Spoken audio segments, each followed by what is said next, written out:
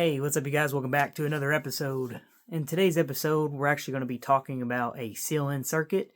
Some people call it a latch circuit. It is very commonly used in like a lot of PLC programs. But today I kind of want to talk to you about how you actually wire it up physically using a relay. A lot of people don't know how to wire it. Maybe some electricians that are looking to kind of dip into controls a little bit more, even some controls engineers or automation engineers or technicians that that do work in the field that are commonly programming latch circuits. They don't really know sometimes how you actually physically wire one, maybe without even using a PLC. So when it comes to actually control, there's a lot you can do and get away with just using a relay or two with some normally open and normally closed contacts that can actually prevent you from having to use a PLC. PLCs are not cheap. They're not easy to set up. It'll cost you several $100s to set something up like a latch circuit with a PLC when you can actually just get by with using a $10 to $30 relay. So we're going to go to the board. I'm going to show you a little bit in detail how we're going to wire this thing up, and then I'm going to show you hands-on how I wired it up. And yeah, hope this video helps. So enjoy.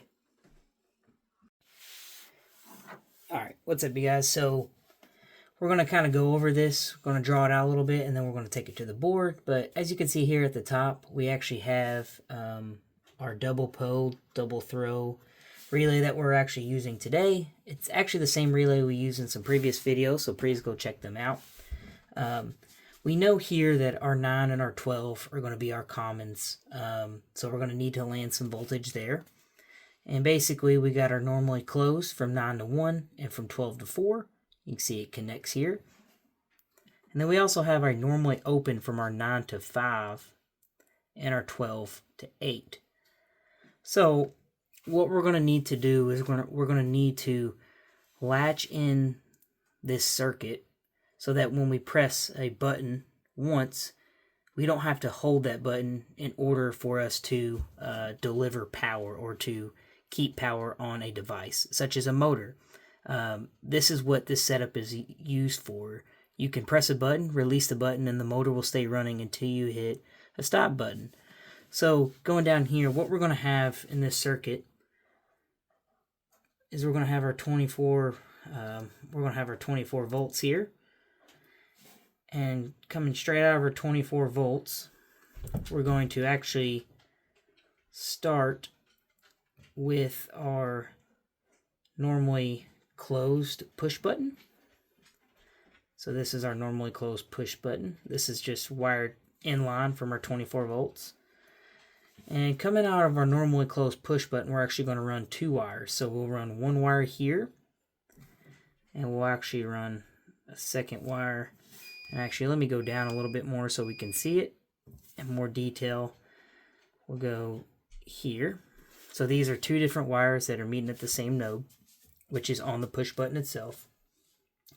The first wire will actually go straight into our COM, and we're actually going to wire ours into COM 9 here. And as you can see, this is this guy, right? And then the second wire that's coming out of this push button, we're actually going to have a normally open push button. From this normally open push button, I'm actually just going to put it over here so we can see. But from this normally open push button, we're actually going to go to the A1 of our coil. So this will actually supply 24 volts to the coil. Now where the magic comes in and how we're going to seal this in is we know based off our COM here, we have a normally open contact, which is going to be number 5.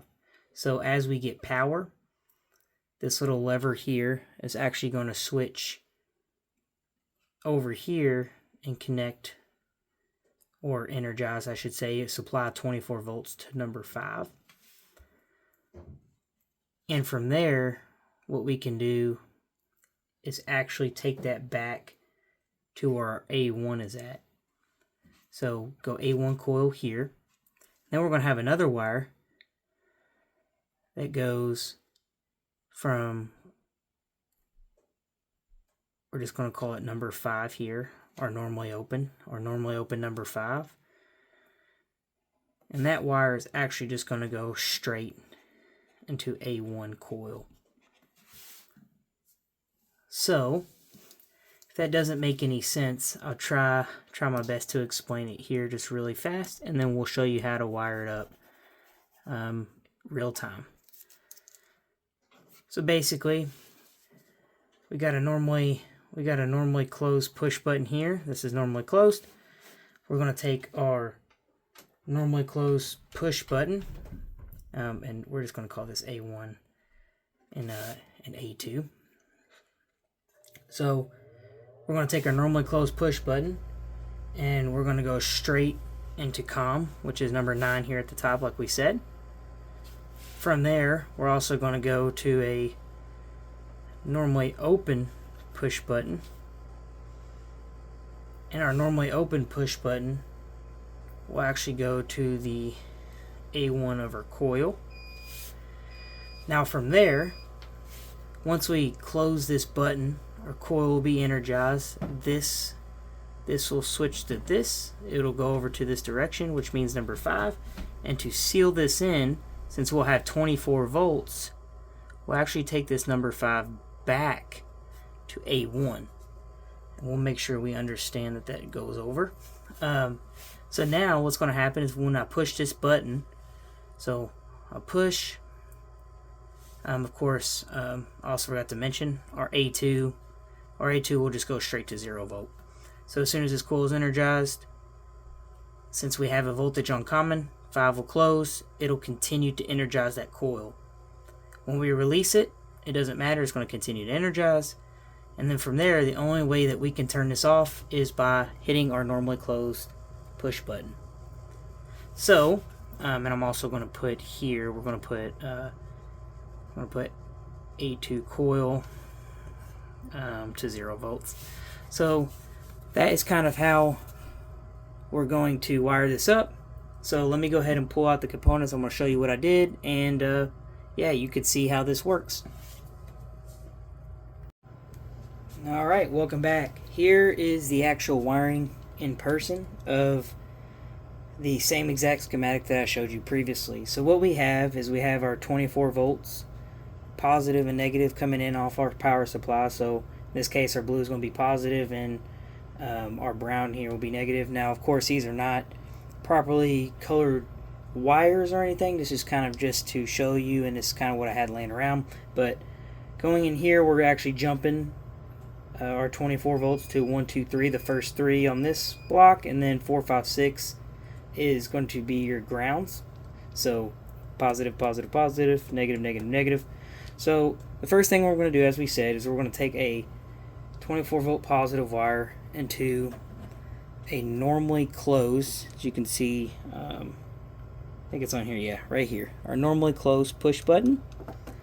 So this will always pass 24 volts through unless you press this button. Coming out of this, we have the 2 wires that are actually landed on the same terminal here. Keep in mind, you may, in the field, you actually may take this to a terminal block, but you got your 2 wires coming off your push button here. Your purple wire is a wire we mentioned before that's going to go straight into your common. So your common's actually down here. So that's going straight into your common. You also got 24 volts going straight into a normally open push button, which means we will not pass our 24 volts through until we press this actual button. And from there, we have the red wire that goes into A1 of our coil. So we know right now, because this green light's not on, but just in general, we know that we're not giving 24 volts to the coil yet because we have not pressed our normally open button. Once we press it, it will close, and it will continue the path of our voltage there, or our 24 volts. So that goes straight in. And then last, but not least, our most important part of this circuit is that from the normally open contact on the back here, you can't see that, I don't believe, but it's NO for normally open. In our case, that is number 5 here. We are taking a wire from that normally open into the coil as well. So we actually have 2 wires coming into this coil. We have one that's coming from our push button, and then we have one that's actually going to perform the seal-in action. Last but not least, of course, we have our A2 going back to our 0-volt reference so that we can actually have a path for current to flow and for us to be able to do this. So what's going to happen is if I press this normally closed push button, nothing will happen. However, when I press this normally open push button and I release, you can see they're green, and I'm actually going to scroll you down a little bit here. Move you up forward just a little. You can see that our green light on our relay is staying on. We don't have to sit here and hold the button. So this, as I mentioned before, can really be an advantage if you're trying to start a motor and keep a motor running without having to sit here and hold the button. Now, in order to turn this back off, if we press this normally open button, you know that we're not going to be able to turn it off because now our voltage is actually coming through from our normally open back into our coil. It's sealed itself in. So in order for us to actually stop this, is we're going to have to press the only thing else that we have in line here, which is going to be our normally closed push button. So as you can see, normally open, it'll latch it in. Normally close, it'll stop the latch. So this is pretty much all I have to show you about this latching process, or how to use a relay to create a latching circuit. But yeah, there's a lot of use cases for this. It's extremely important in the field of controls, motor controls, and automation. So if you have any questions or want to see something else, please don't hesitate to leave a comment in the section below, and please rate, comment, and subscribe. I appreciate you guys. Thank you so much. Bye.